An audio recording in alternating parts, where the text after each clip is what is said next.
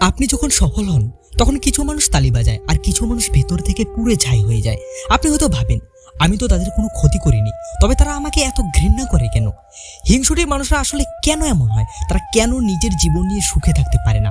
আর সব থেকে বড় কথা, এই ধরনের মানুষকে আপনি কিভাবে নিজের নিয়ন্ত্রণে আনবেন? আজ চাণক্যনীতি ও আধুনিক মনস্তত্ত্বের আলোকে এই রহস্যের সমাধান করব। হিংসার মূল কারণ আপনার সফলতা নয়, বরং তাদের নিজস্ব ব্যর্থতা মনস্তত্ত্ব বলে। একজন মানুষ তখনই আপনাকে হিংসা করে যখন সে দেখে আপনার মধ্যে এমন কিছু আছে যা সে নিজে অর্জন করতে পারেনি। তারা আসলে আপনাকে ঘৃণা করে না, তারা আপনার ভিতরে সেই গুণটিকে ঘৃণা করে যা তাদের নিজেদের অভাবকে মনে করিয়ে দেয়।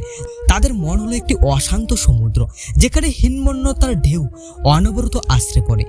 তাই তারা নিজেরা ঠিক থাকতে পারে না, কারণ তাদের সুখ নির্ভর করে অন্যের পতনের উপর।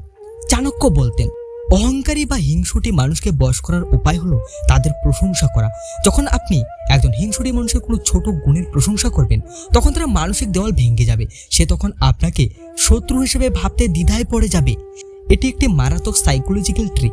যখন আপনি কোনো হিংসুটি মানুষের কাছে ছোট কোনো বিষয়ে পরামর্শ চাইবেন, সে নিজেকে গুরুত্বপূর্ণ মনে করতে শুরু করবে। তার এই হীনমন্যতা কমে যাবে এবং সে আপনার প্রতি কিছুটা নমনীয় হবে।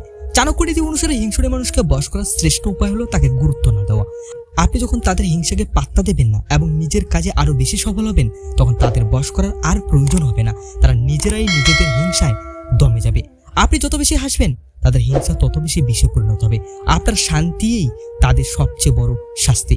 হিংসুটি মানুষদের ঘৃণা করবেন না, বরং তাদের জন্য করুণা করুন, কারণ তারা আপনার জীবন দেখতে দেখতে নিজের জীবনটা বাঁচতেই ভুলে গেছে। তাদের বশ করার চেয়ে নিজের মনকে শান্ত রাখা অনেক বেশি জরুরি।